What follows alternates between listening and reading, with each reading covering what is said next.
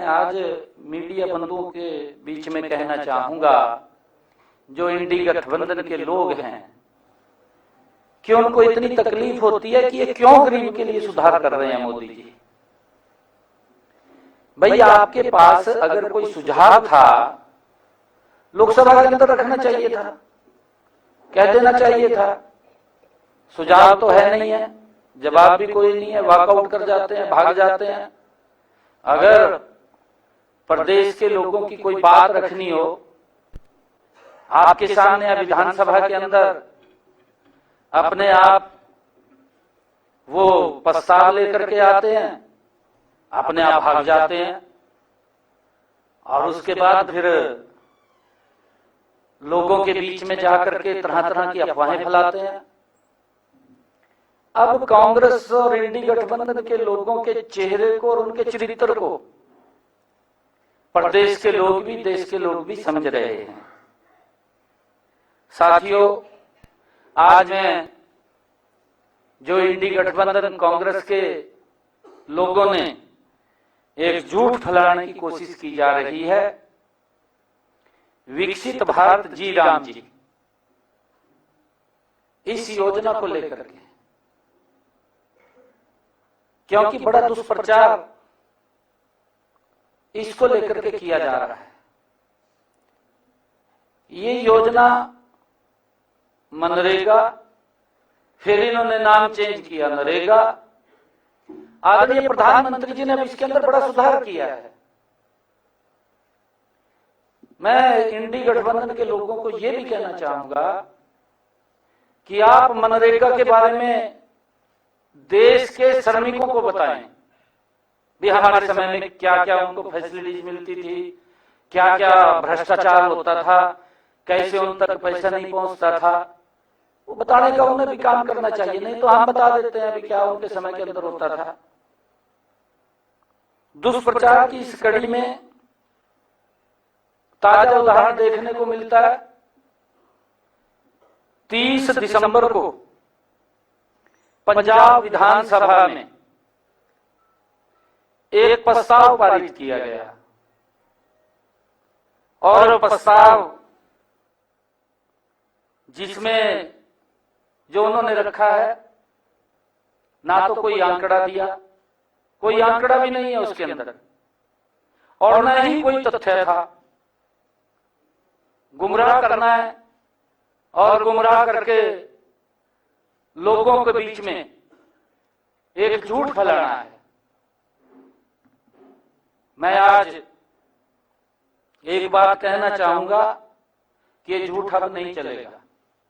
लोग समझ चुके हैं इनके झूठ को भी। झूठ लंबे समय तक नहीं चलता। बार बार अगर कोई झूठ लेकर के मैदान में उतरेगा, लोग तो कहेंगे वही तो इसकी बात भी नहीं सुनने। शुद्ध राजनीतिक प्रस्ताव लेकर के आए पंजाब विधानसभा के अंदर। साथियों, यह विषय देश के करोड़ों ग्रामीण श्रमिकों, किसानों और मेहनत कश परिवारों के साथ ये जुड़ा हुआ है, जिसके अंदर इंडी गठबंधन के लोग झूठ फैलाने की कोशिश कर रहे हैं। साथियों, हम सब ये जानते हैं, देश के यशस्वी प्रधानमंत्री आदरणीय नरेंद्र मोदी जी ने श्रमिकों के कल्याण और गांव के विकास में एक और ऐतिहासिक कदम उठाते हुए विकसित भारत जी राम जी, इस योजना को शुरू किया है। मैंने कहा है कि समय समय पर इसमें बदलाव होते रहे हैं। ये बदलाव ऐसा नहीं है कि ये पहला ही बदलाव है, इन्होंने भी बदलाव किए हैं, परंतु इस योजना ने पुरानी पड़ चुकी मनरेगा का, उसी का स्थान इस योजना ने लिया है। साथियों, मनरेगा योजना, मैं बताना चाहूंगा कि लगभग 20 वर्ष पहले इसको शुरू किया गया था 20 साल पहले। मनरेगा और ऐसी ही कई योजनाओं की प्रकृति ही ऐसी थी कि इन्हें तैयार किया जाता है, पारित किया जाता है और लागू किया जाता है और इसमें सुधार भी किया जाता है। इसकी ऐसी प्रकृति है। किसी योजना में रह गई अथवा समय की मांग, कोई उसमें सुधार करना है या समय की मांग के अनुसार उन कमियों को सुधारना है, क्योंकि ज्यों-ज्यों समय बदलता है, समय के अनुसार ही हर चीज बदलती है और उसमें सुधारना ये नीति निर्माण का एक हिस्सा भी है। और मनरेगा भी इसी मामले में अलग नहीं है। साथियों, मनरेगा के अंतर्गत कई समस्याएं सामने आई। श्रमिकों के बजाय मशीनों का उपयोग करना। आप सब देख रहे हैं कि आपको जानकारी भी है कि एक समय था इन्होंने मनरेगा तो शुरू कर दी, परंतु मनरेगा शुरू करने के बाद इसमें इतना बड़ा एक कमी देखने को मिली कि जो एक्चुअल में श्रमिक था उसको तो काम नहीं मिलता था, मशीन से काम करवा लेते थे, पता नहीं किसके नाम पर देते थे, और वो पैसा घूम करके कहीं न कहीं इनकी जेब में चला जाता था, वो श्रमिक के पास नहीं जाता था। मशीनों से काम करवाना, बजट का अत्यधिक अनुमान, बजट के ऊपर जोर था इनका। पहले से पूर्ण की गई परियोजनाओं को दोबारा करना, भी एक योजना बुलाई दी, काम नहीं मिला, उसी योजना को दोबारा तोड़कर फिर शुरू कर दी। और ऐसी ही कई कमियां देखने को मिली। लेकिन आज सच्चाई यह है कि देश, समाज और ग्रामीण अर्थव्यवस्था पिछले 20 वर्षों में मूल रूप से ये बदल चुके हैं। ग्रामीण जो गरीबी थी वर्ष 2011-12, जहां 25% से अधिक गरीबी थी, वहीं आज यह घट करके लगभग 5% से भी नीचे आ चुकी है। इसका अर्थ यह है कि हमारी सरकार सकारात्मक, हमारी सकारात्मक नीतियों की वजह से देश भर में 20% से अधिक लोग, 20-25% से अधिक लोग गरीबी रेखा से ऊपर उठे हैं, बाहर आए हैं।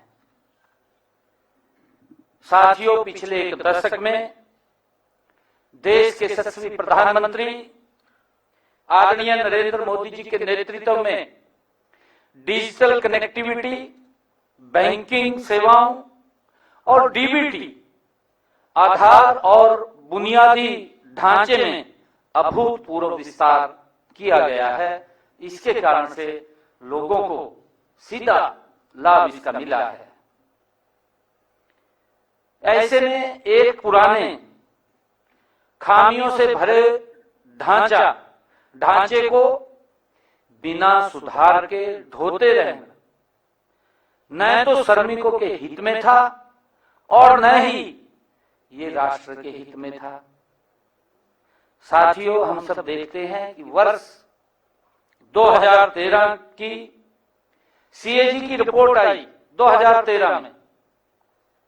आप भी उसको बिल्कुल, क्योंकि उस वक्त यूपीए सरकार थी, शायद यूपीए के गठबंधन के लोग थे, फिर उसका चेहरा बदल दिया, उसका इंडी गठबंधन कर दिया समय समय के ऊपर, क्योंकि व्यक्ति तो वही रहते हैं, नाम बदल देते हैं, चेहरे वही हैं परंतु नाम बदले जाते हैं। 2013 सीएजी की रिपोर्ट ने स्पष्ट होता है कि यूपीए की शासन के दौरान योजनाओं में फर्जी लाभार्थियों की भरमार थी। ये नहीं पता किसको दे देते थे और किसकी नाम लिख दिया और उसका सारा पैसा अपनी जेब में चला जाता था। और केवल धन की हेराफेरी के उद्देश्य से लाभार्थियों की सूची में ये हेराफेरी की गई थी। यह इसलिए संभव हुआ क्योंकि मनरेगा योजना में कोई बायोमेट्रिक जांच नहीं थी और न ही इस बात की कोई निगरानी प्रणाली थी कि मजदूर कौन मजदूर के रूप में पंजीकरण करा रहा है, ये भी कोई रिकॉर्ड नहीं था। और क्या वास्तव में पंजीकृत मजदूर ही वह व्यक्ति था जिसे मेहनत का फल मिल रहा था? जिसने मेहनत करता था, क्या वही मजदूर था? परंतु इसकी कोई व्यवस्था इस प्रकार की इनके समय में नहीं थी।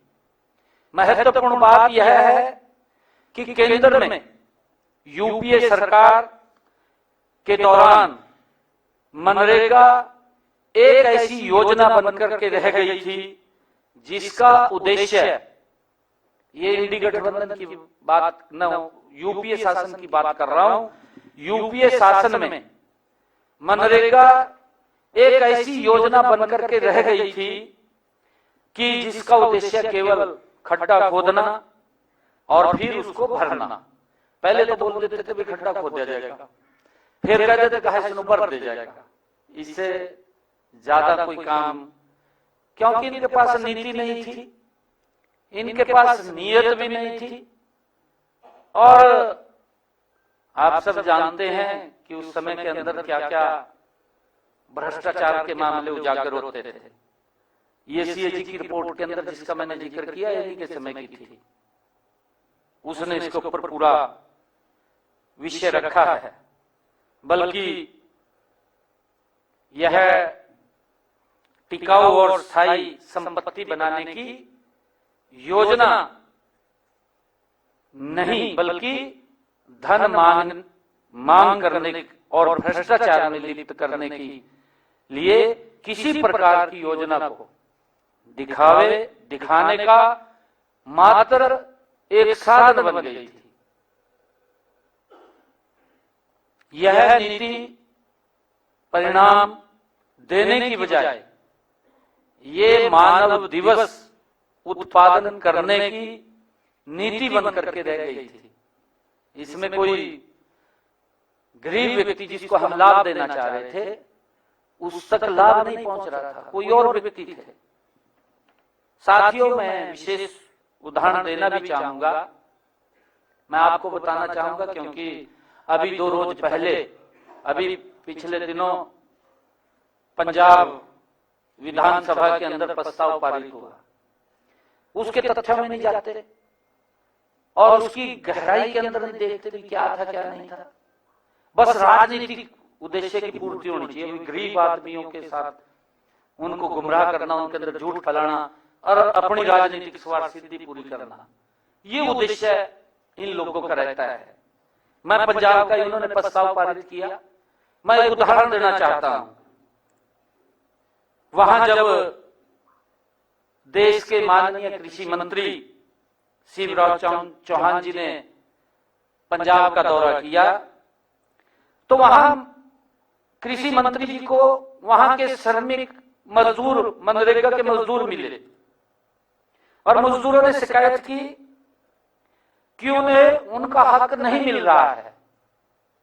ये मनरेगा के मजदूरों ने कृषि मंत्री शिवराज सिंह चौहान उनको शिकायत की, उनको मिले और उन्होंने कहा कि सारा का सारा पैसा ठेकेदार हड़प रहे हैं। ये बात मनरेगा मजदूरों ने एक शिकायत करके केंद्रीय मंत्री शिवराज चौहान जी से कहा।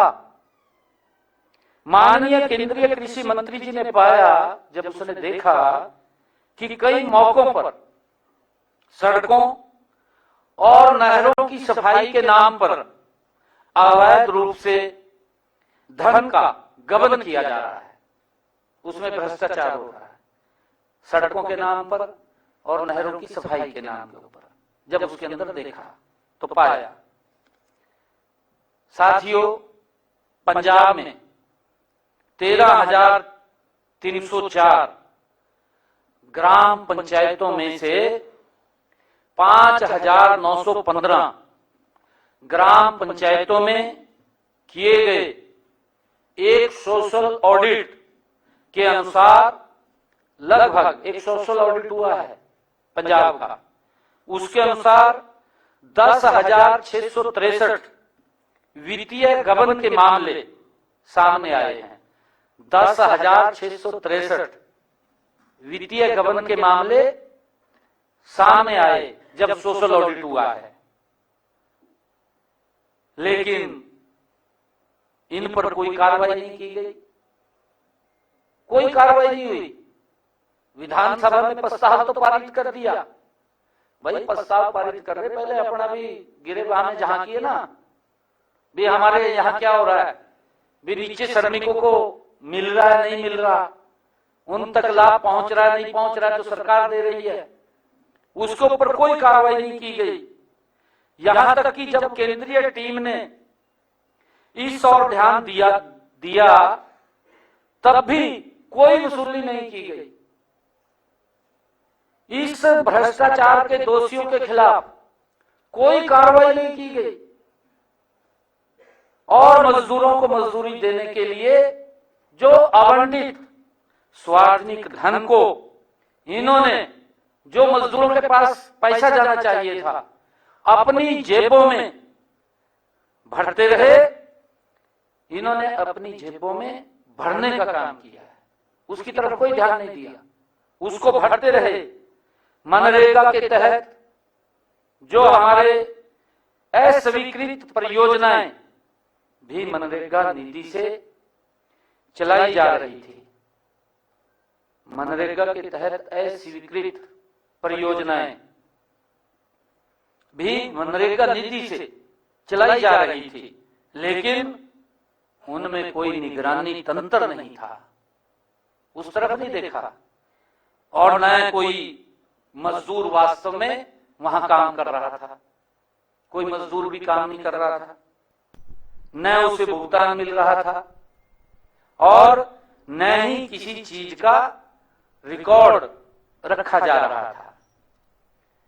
इस निगरानी के अभाव में मेहनती और योग्य मजदूरों को मिलने वाली उचित मजदूरी वो भी छीन ली गई।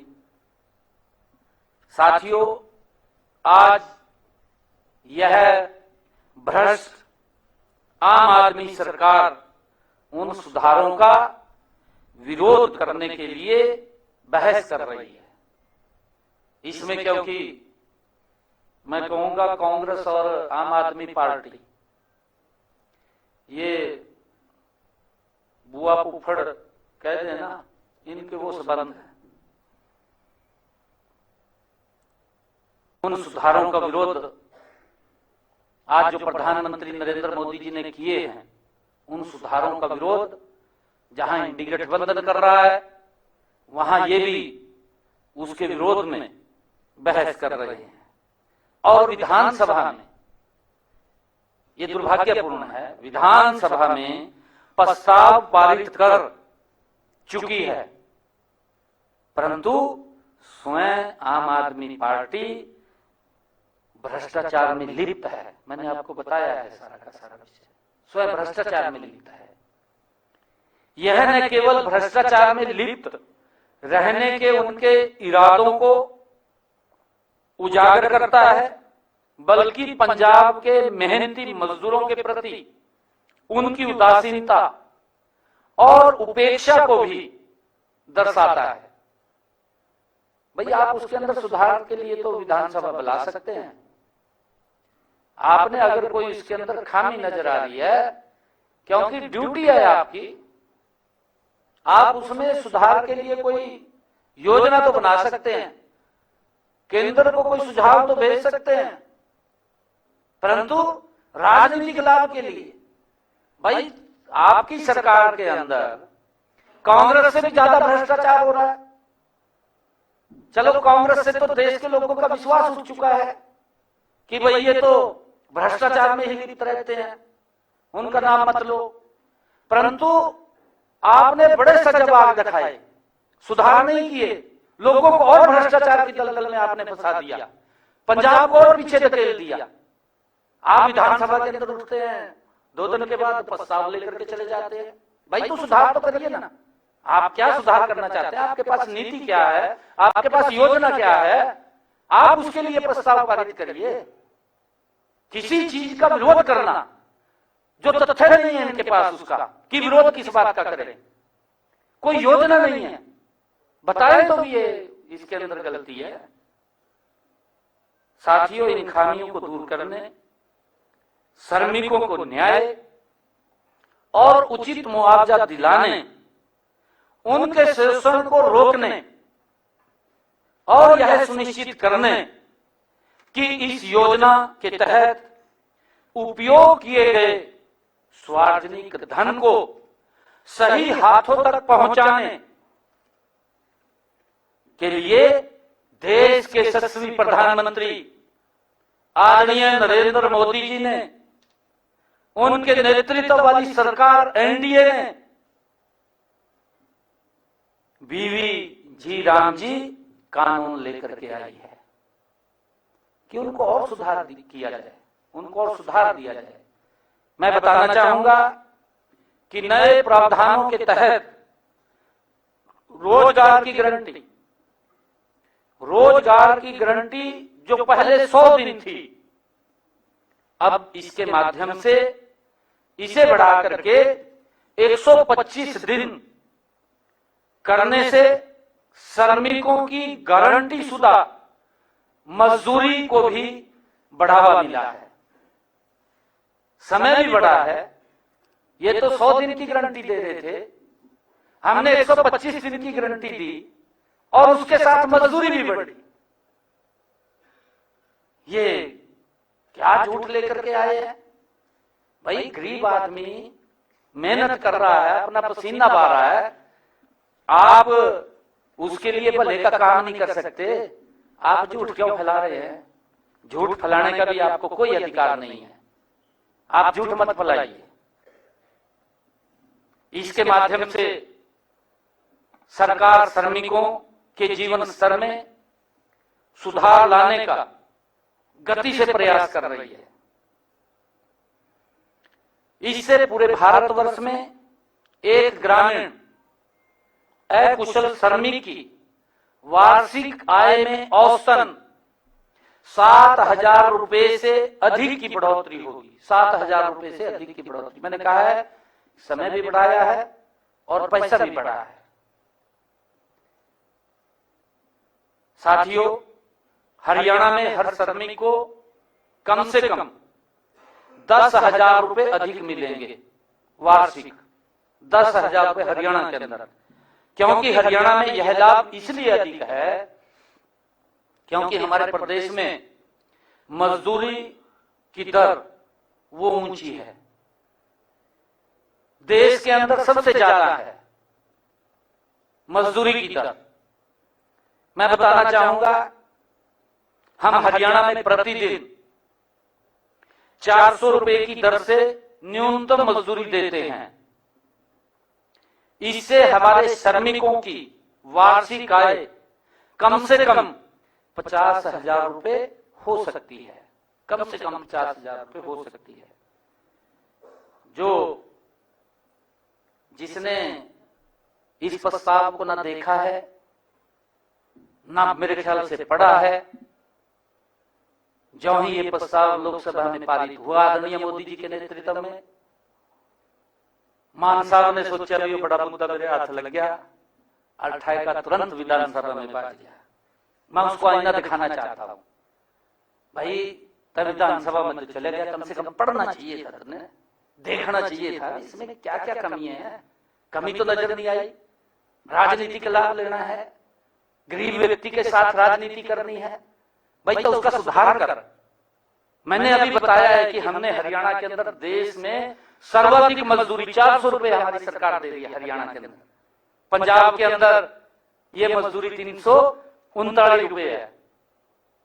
भाई तो ये प्रस्ताव पारित करता विधानसभा में, भाई हम 400 रुपए करने लग रहे हरियाणा के बराबर, ये तो प्रस्ताव नहीं पारित किया, गुमराह कर रहा है। हिमाचल प्रदेश के अंदर 236 रुपए है। एक बात और मैं बताना चाहता हूं कि इस योजना के तहत इस वर्ष हरियाणा में 52% से अधिक अनुसूचित जाति के श्रमिकों तथा 65% से अधिक महिला श्रमिकों को काम मिला है। 65% से अधिक। यह काम वास्तव में उन्हें मिला है जो प्रदेश में भाजपा सरकार से पहले मशीनों से करवा दिया जाता था। आप समझे मेरी बात? 2014 से पहले मशीनों से करवा दिया जाता था, श्रमिक को नहीं मिलता था काम। मैंने आपको आंकड़ा बताया है कि इसमें 52% से अधिक अनुसूचित जाति, 65% से अधिक महिला श्रमिकों को इसके माध्यम से काम मिला है, रोजगार मिला है। इस कानून में कार्यों की प्रकृति को भी बदला गया है, क्योंकि ये विकसित भारत, इसमें जो कहा गया है कि ये योजना विकसित भारत में एक मील का पत्थर साबित हो, ये प्रधानमंत्री जी की सोच है। और उसके तहत आज हमारा भारत मोदी जी के नेतृत्व में बड़ी गति से बदल रहा है, विकसित भारत की तरफ बड़ी गति से बढ़ रहा है। पहले मनरेगा के तहत सीमित रोजगार दिया जाता था। मैंने कहा है कि यूपीए सरकार के पास न नीति थी न नियत थी, नियत भ्रष्टाचार की थी। इसको तो बेचारे को वो कह देना, इसको को लाठ लग गया, विधानसभा में पता नहीं क्या मिल गया मेरे को। मैं कहना नहीं चाहता, सुधार करना चाहिए था इन्होंने, गलत नहीं इंटरप्रेट करना चाहिए, किसी को गलत नहीं गुमराह करना चाहिए। ये पता नहीं कहां से इस प्रकार की सोच लेकर के आ रहे हैं। भाई आप ऐसा मत करिए, देश समझ रहा है, प्रदेश समझ रहा है, आप क्यों गुमराह कर रहे हैं? क्यों राजनीतिक लाभ के लिए कि हम पिछले बार भी झूठ बोलकर सत्ता में आ गए थे, अरे फिर हम लोगों को गुमराह करके सत्ता में आ जाएंगे। आप कम से कम भाई वो बराबर का वो कीजिए कि दूसरा क्या कर रहा है मैं भी इतना कर सकूं, वो तो करना नहीं, गुमराह कर देना भी हमें वोट मिल जाएगा। ऐसे झूठ बोल करके अब वोट मिलने वाला नहीं है, ना आपकी राजनीति चलने वाली है झूठ बोल करके। आपने दिल्ली के अंदर काफी झूठ बोला है, साफ कर दिए। यहां भी जो झूठ के सजबाग दिखाए थे, अब यहां के लोग भी विचार कर रहे हैं। मैंने कहा है कि पहले मनरेगा के तहत सीमित रोजगार दिया जाता था। अब जल सुरक्षा, इसके अंदर जो बदलाव किए गए हैं, अब और कहां कहां काम हो सकते हैं, आदरणीय प्रधानमंत्री जी ने अब जल सुरक्षा, ग्रामीण अवसंरचना, आजीविका संसाधन और जलवायु परिवर्तन से निपटने वाली स्थायी परिसंपत्तियों के निर्माण में भी हमारे इन जी राम जी, वीबी जी राम जी के जो हमारे श्रमिक हैं, उनको इसमें रोजगार दिया जाएगा, इसमें रोजगार दिया जाएगा। मैं फिर बताना चाहता हूं, अगर इंडी गठबंधन, क्योंकि बड़ी बड़ी योजना बना रहे हैं, काफी बड़ी योजना बना रहे हैं, वो सुन लें। अगर उन्होंने ये समझ में नहीं आया होगा, इसका दायरा बढ़ाया गया है। पहले इसमें सीमित साधन थे, मैंने बताया कि खड्डा खोद दिया, उसके पैसे दे दिए, फिर कह दिया खड्डे को बंद कर दो, इतना था। परंतु अब आदरणीय प्रधानमंत्री जी ने इसके अंदर सुधार किया है, सुधार करके इसका दायरा बढ़ा दिया है कि अब जल सुरक्षा, ग्रामीण अवसंरचना, आजीविका संसाधन और जलवायु परिवर्तन से निपटने वाली स्थायी परिसंपत्तियों के निर्माण में भी रोजगार दिया जाएगा। उनको उसके अंदर काम मिलेगा, कई जगह काम मिलेगा, काम तो मिलना चाहिए। और यही जो विषय है वीबी, विकसित भारत, ये उसको मजबूत करेगा, विकसित भारत को गति से आगे बढ़ाने का काम करेगा। साथियों, जैसे पहले ग्राम पंचायतों की योजनाओं को पीएम गति शक्ति मास्टर प्लान से जोड़ा गया है, जो हमारी ग्राम पंचायतें हैं, ग्राम पंचायतों की योजनाओं को, जो महाविकास कार्य चलते हैं, उसको पीएम गति शक्ति मास्टर प्लान से जोड़ा गया है, ताकि गांव में होने वाला हर काम राष्ट्रीय विकास लक्ष्यों के अनुरूप हो।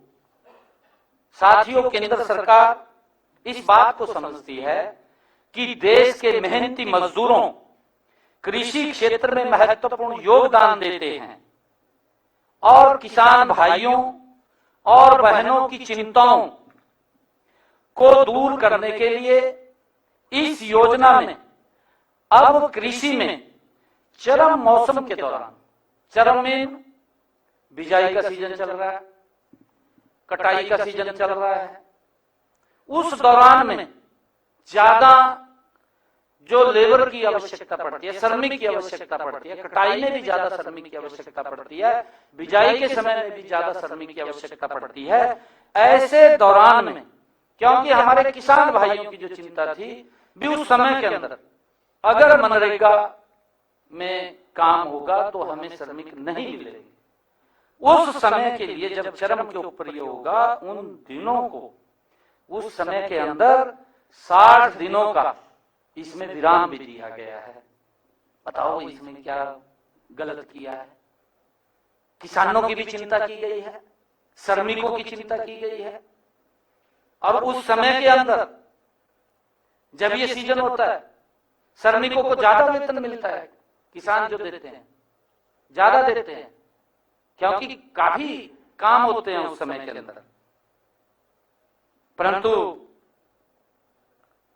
देश के किसान और मजदूर मिलकर काम कर सकें और मजदूरों को कृषि मौसम के दौरान उनके श्रम के लिए बाजार की उच्च दरें भी मिल सके।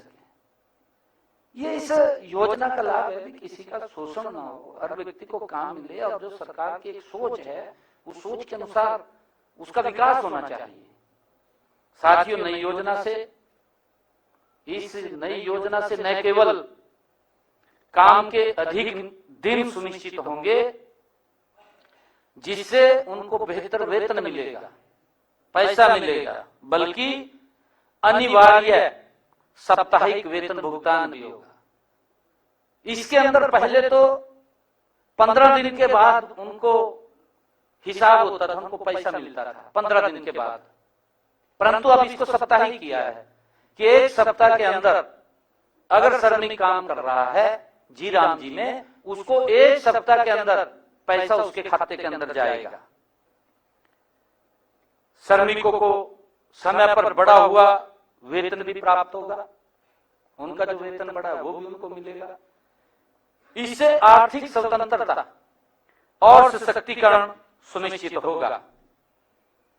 साथियों, इसे संभव बनाने के लिए केंद्र सरकार ने इस वर्ष 1,51,282 करोड़ रुपए आवंटित किए हैं। 1,51,282 करोड़ रुपए आवंटित किए हैं इस वर्ष,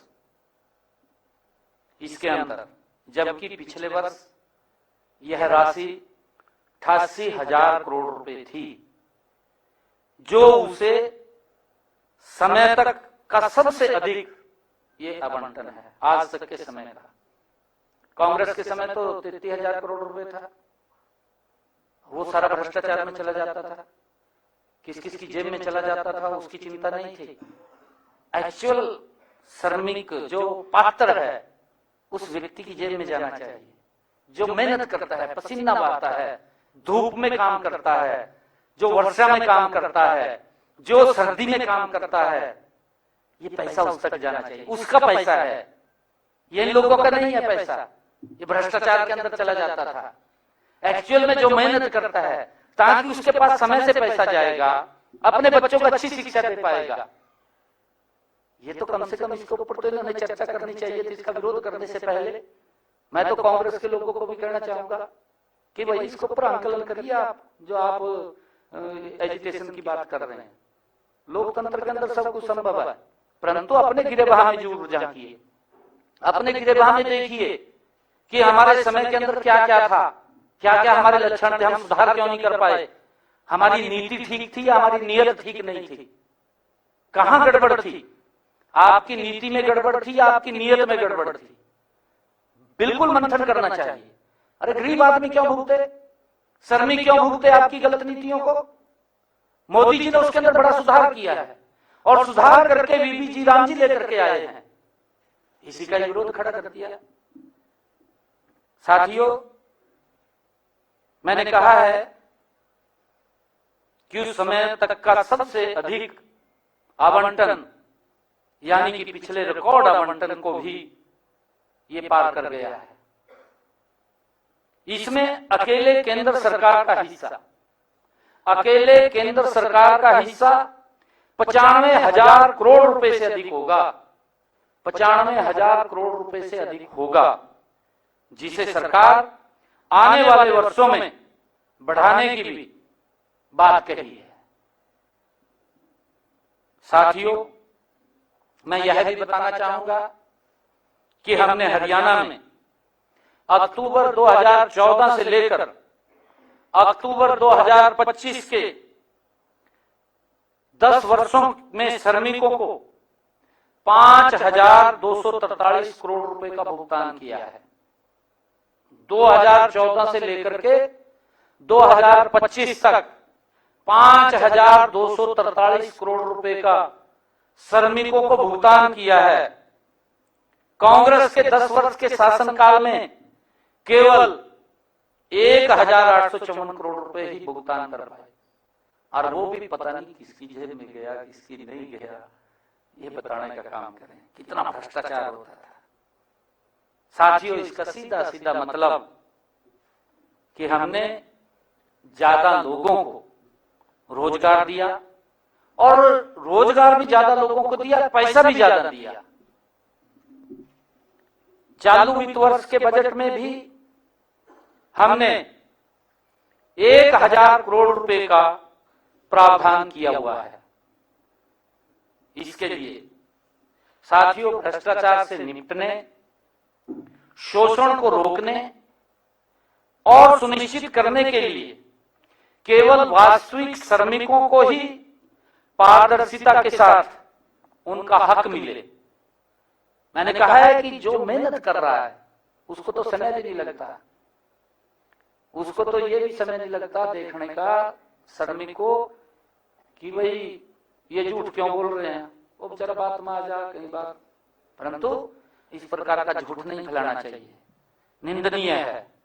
आप उसकी सुधार की तो बात कर सकते हैं, परंतु झूठ फैलाना दुर्भाग्यपूर्ण है। जब आपने उनको कोई सुधार नहीं किया, झूठ फैलाने के अंदर आप माहिर हो रहे हैं, भाई सुधार तो करो कुछ ना कुछ।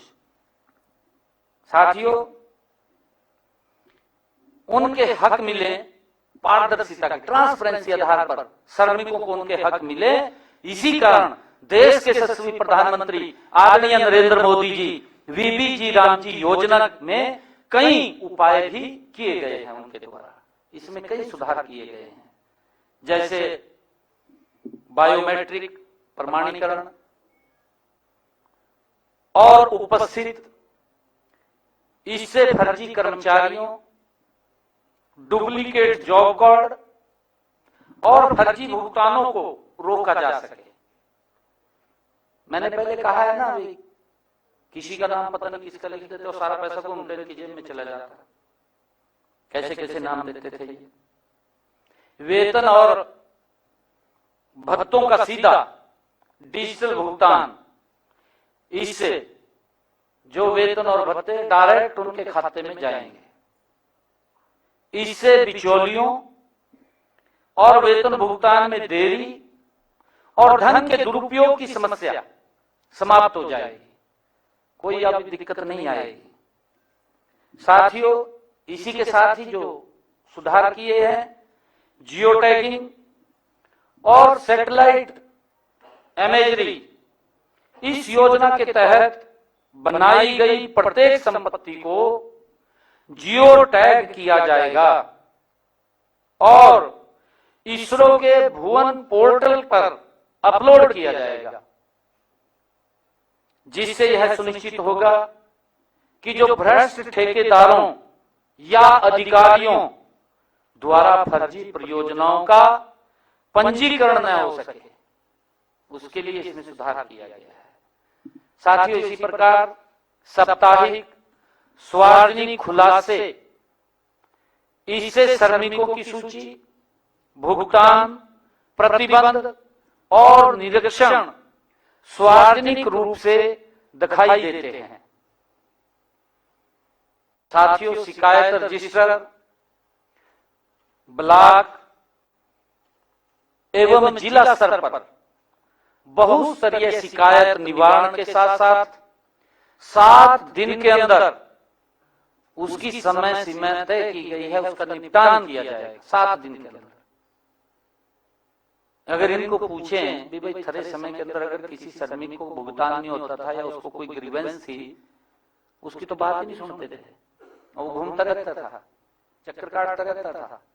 उसकी समय सीमा तय की है कि अगर किसी भी हमारे जी राम जी के वर्कर को, वीबी जी राम जी के वर्कर को अगर कोई ग्रीवेंस या उसकी कोई समस्या है, वो एप्लीकेशन देता है तो उसका 7 दिन में निपटान होगा। ये समय सीमा हमने तय की है इसके अंदर।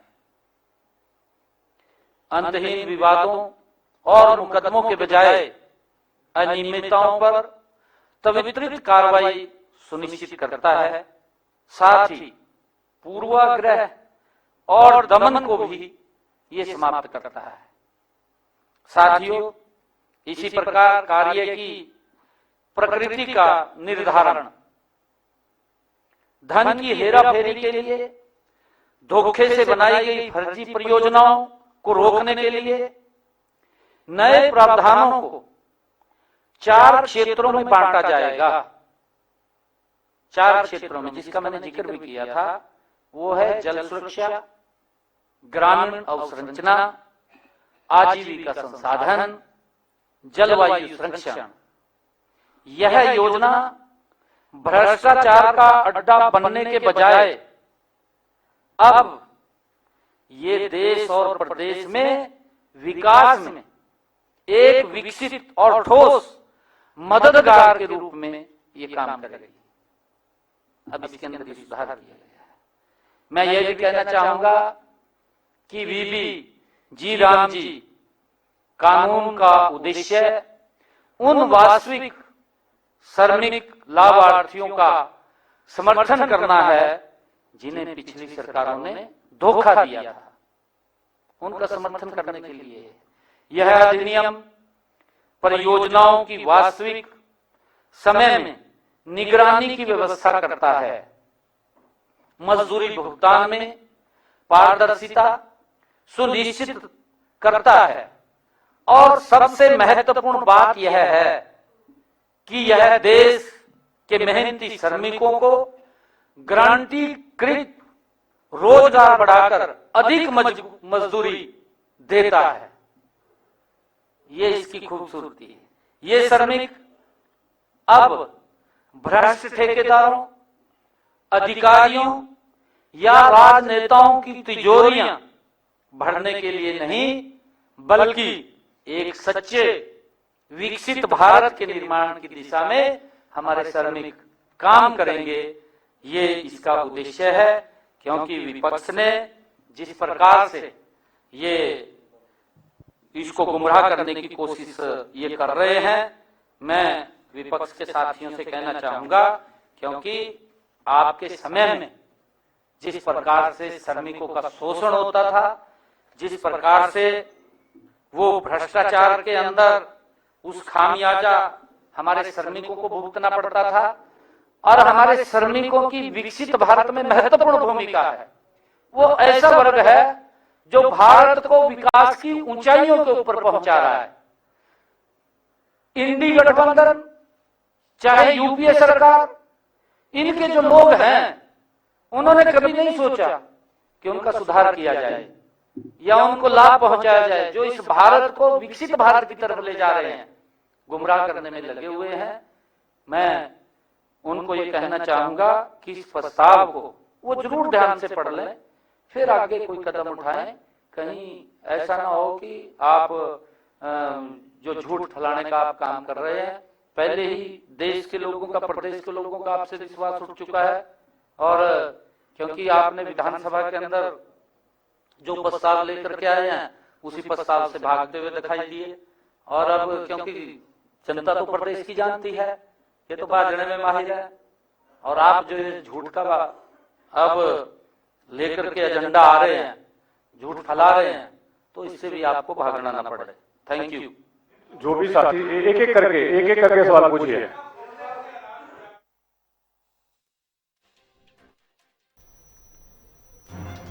मुख्यमंत्री नायब सिंह सैनी को आप सुन रहे थे। कांग्रेस पर निशाना साधा है मुख्यमंत्री ने और तमाम जानकारी दी है कि आखिर सरकार बीबीजी रामजी बिल लेकर क्यों आई है। विपक्ष के पास कहने को कुछ नहीं है, ये भी मुख्यमंत्री ने कहा है। इंडी गठबंधन के लोग श्रमिकों को मनरेगा के बारे में बताते हैं, उनके समय में किस प्रकार योजना में बदलाव हुआ, ये भी उन्होंने कहा। किस प्रकार भ्रष्टाचार होता था। 30 दिसंबर को पंजाब विधानसभा में प्रस्ताव पास किया गया। पंजाब विधानसभा में पेश प्रस्ताव में कोई आंकड़ा नहीं था।